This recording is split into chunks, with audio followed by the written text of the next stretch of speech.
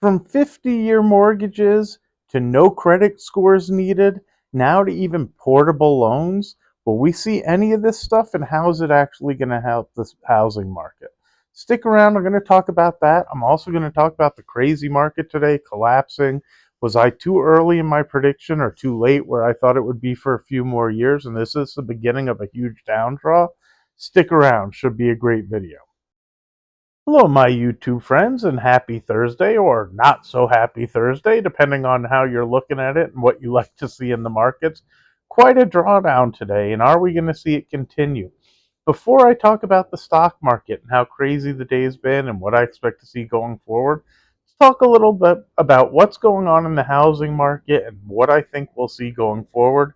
Because not only are they talking about 50-year mortgages, they're talking about potential for no credit needed in terms of applications for qualifying for a mortgage, as well as they've even thrown on the table possibly portable loans, which means if you have a phenomenal mortgage currently, that you might be able to take that with you if you wanted to sell and buy another house, which is pretty amazing option. Something that I've always thought about and been surprised I haven't come up with some way of being able to transfer your own loan, whether you have ability to sell it on the open market or however it would work.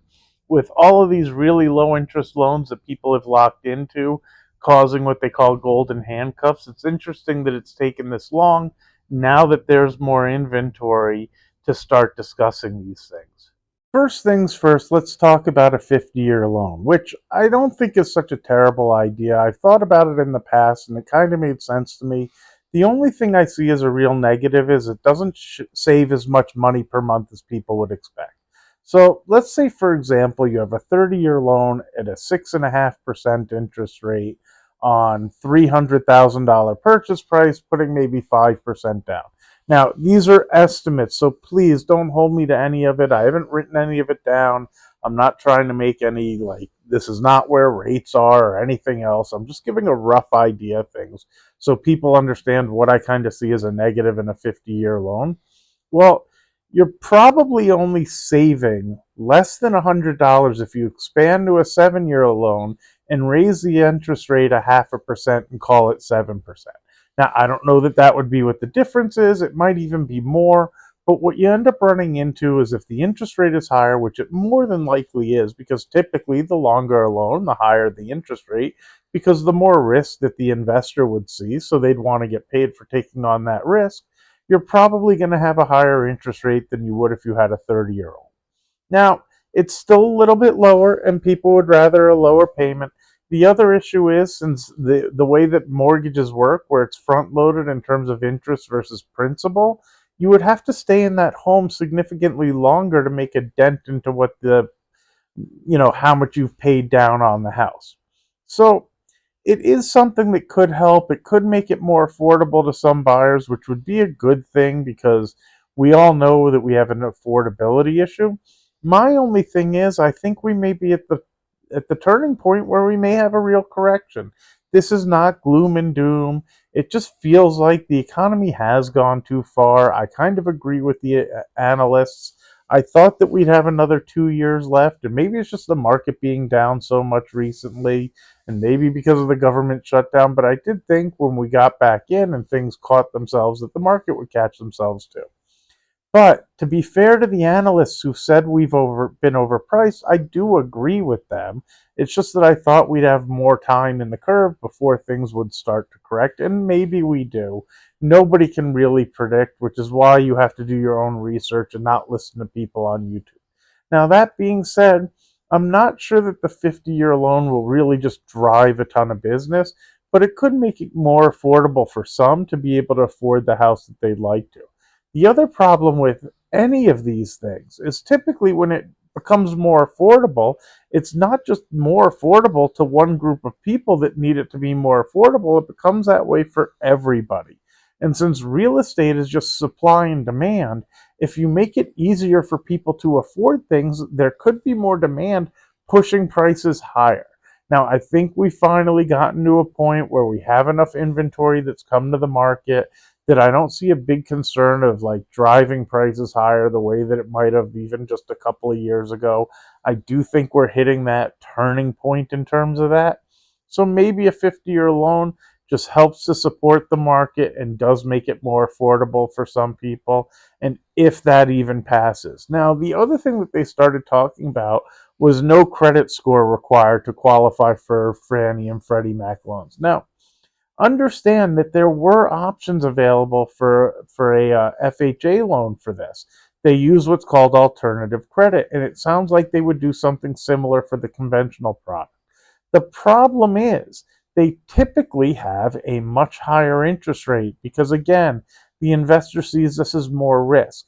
They do have an ability to start looking at alternative credit. And typically, like on an FHA loan, what they'll want to see is like 12 months on time payments for things like your cell phone bill, your electric bill, your gas bill. Um, they even want to make sure that you've paid your rent on time for 12 months to make sure that you have been able to keep up with payments. And this is typically on an FHA loan when you have no credit scores. So I don't know what would happen if you get into a conventional product where somebody has not so wonderful credit. Let's say a borrower has a 500 credit score. Well, are they going to start looking at an exceptionally high rate because the investor, meaning the bank who's buying those mortgages, are going to see that as really high risk, even if they have alternative credit that shows a good on time payment history? Now, if somebody maybe had some medical payments that they missed or something that they kind of put a little asterisk to and accept that as not being such a terrible thing, maybe there are things that cause it to be a little bit more reasonable for people. But typically, when one thing is done to make things easier for somebody, they end up paying a higher amount anyway. So it's a good talking point. I just don't know how realistic it is to actually drive buyers. The most interesting to me is the one where they talk about making a mortgage portable. Now, why is this the most interesting to me? Because all of the people who got themselves locked in at a really low interest rate when the rates were really attractive could potentially take that mortgage and move and sell their house and use that in another home. The thing is, they're hoping it'll free up some low inexpensive homes, and I'm not quite sure that would be what would happen. I really don't know. And again, nobody knows the repercussions when they pass these things and how they really play out. But I also think it's more likely that somebody who bought into a home with a really low interest rate might actually take that loan, downsize, and move into something and be able to put some money in their pocket, sell their property, and own a new home with the really attractive mortgage that they had before. Now, why do I think that? Because that might be something that would be really attractive for my wife and I. I mean, we were really fortunate to buy this home when the rates were really low. We are locked in at an exceptionally low payment, so it's very hard for us to consider something else. But to be fair, I don't know that we need it, and if there was an opportunity to be able to keep the mortgage and cash out and move somewhere else, I don't know that that would be such an unattractive option. Now, that being said, I'm not sure how many homes that were inexpensive give somebody the ability to do the same thing because they're going to end up having to either take on additional financing or come up with the cash to upgrade their house. So while the theory is great, I'm not so sure it'll bring the lower valued homes to the market the way that the concept is thought. And maybe it does, because it does open things up for people to move potentially when people feel stuck in their house. The other problem with this concept is I'm sure the banks hope to get these loans off their books as people move or transition or do whatever they typically do with buying and selling homes. And this would likely keep them on their books until full maturity. And unless rates go back down and it's no longer a super attractive mortgage to hold. But it's hard for me to envision that unless we have a huge calamity where the economy really falters and things like that happened in the past have to be done again to catch the economy from getting pretty bad. I don't really see that this time. I think people are in better positions, but you never know what happens when economies turn, and they tend to turn and catch people off guard when they do. Now, that being said, I just don't see a scenario that works really well for the banks outside of the fact that I do think a lot of these loans will be held a lot longer than what they've typically done in their algorithms and algorithms and sorry, forgive my brain and that I'm losing track. Anyway, in their analytics to try to determine when people actually move out of their home. Because if you're locked in with a super low interest rate, I think there's a good chance you're going to stay in that house longer than what has traditionally been the case. I think they say about 12 years on average, but you'd have to fact check me to make sure and see if that's correct. Now, that being said, I don't think the banks really want these to stay on their books for all 30 years. And if people are able to take them along with them, well, they might get stuck with a lot of these for all 30 years unless rates go back down, which was kind of what I was saying before. That's very hard for an investor who bought a product and had the hope that maybe they'd get out of it 12 years into it to think, geez, now that somebody's able to move with that, now I'm just stuck with it for the next 30 years. It totally changes the dynamics of the marketplace, let alone they're going to have to change the rules and laws of how mortgages and home purchases are done. Typically, when you buy a house and you get a loan, there is a clause in your agreement that requires you to pay off the mortgage when you sell the property. Well, if they get rid of that and you're able to move the loan, what happens to all the loans that are already been done and already been bought with a house attached to it?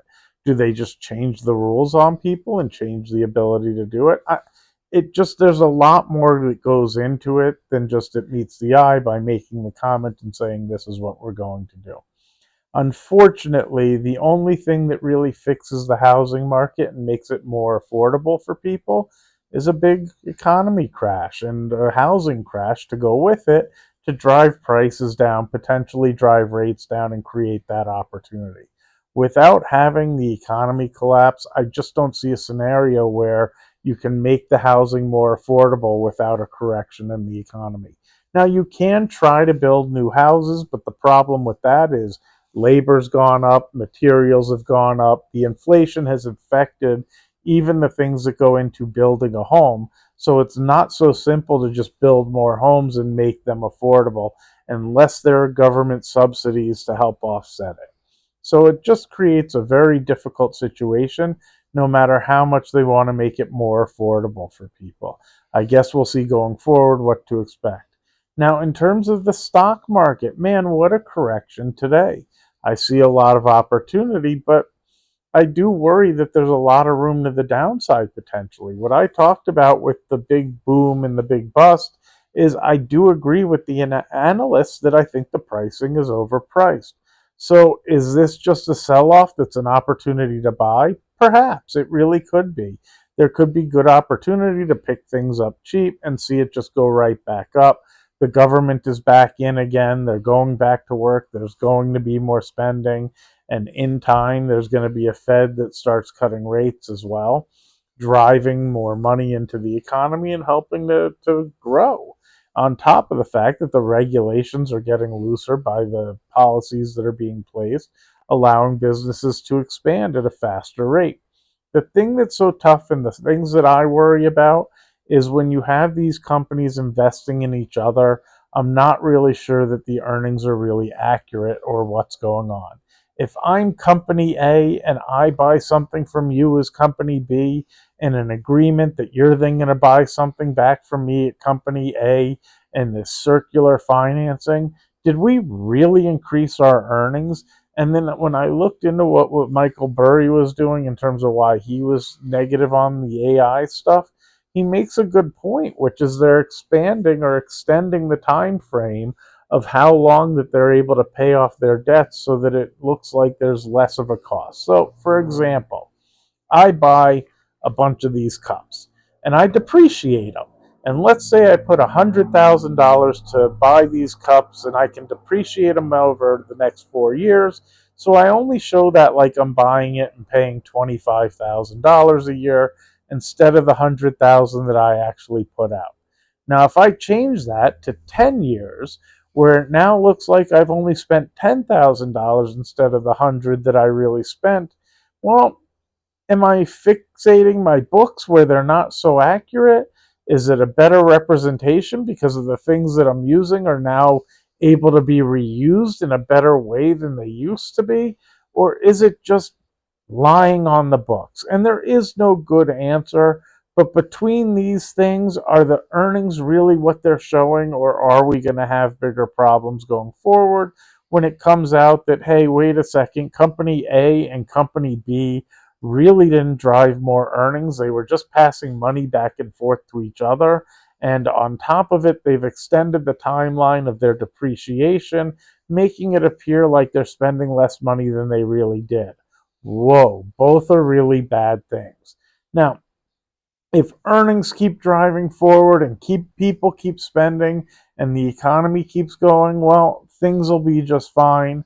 I'm not making a prediction. As always, this is not financial advice. I am not a financial advisor. By all means, you shouldn't be listening to me or anybody else on YouTube. I might be the biggest idiot out there, so you don't want to listen to me. And not sarcastically, you guys really need to do your own research.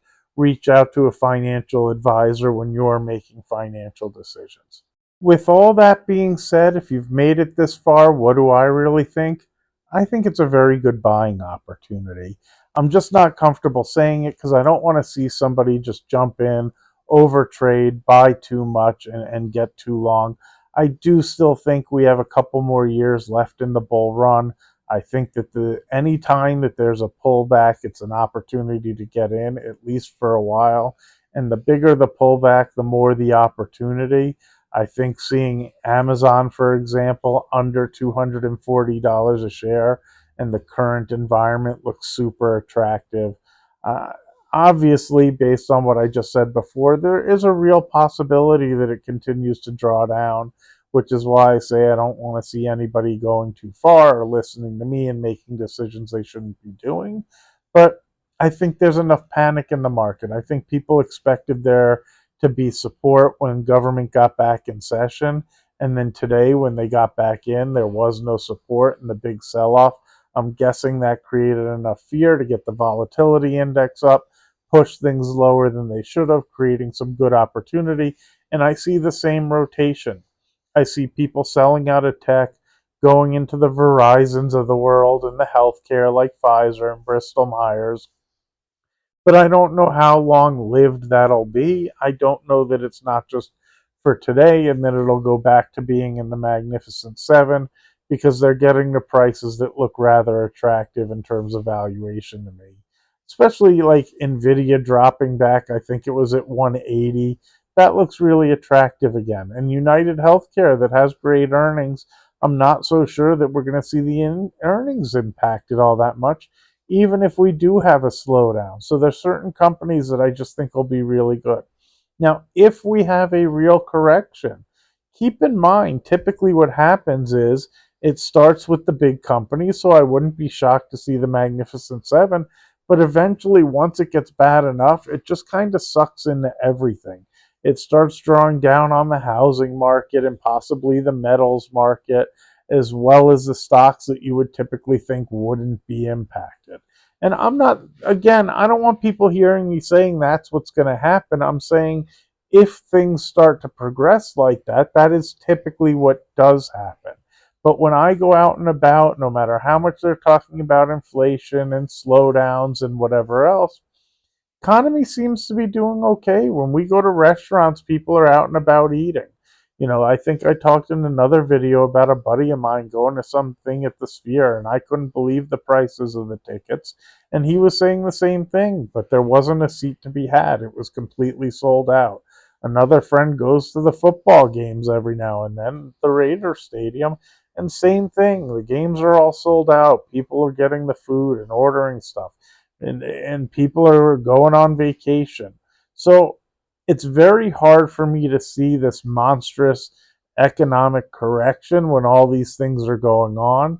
It looks like things are okay. So you tell me, what have you seen out there? Do you think the economy is really struggling? Do you see this as a really good opportunity to be buying some stocks at discounted prices? Or do you think this is a beginning of a bigger correction? Make a comment in the comment section, especially if you made it this long. Anyway, as always, if you haven't already, do me a favor and hit that subscribe button, smash the like button, make some comments in the comment section. It's interesting seeing this stuff. Typically what gets people on, they've done studies about really bad negative information is a better seller than being positive. So maybe this one being a little bit negative will, get some more clicks. Have a great day. I'll talk to you tomorrow or this weekend, and that's all.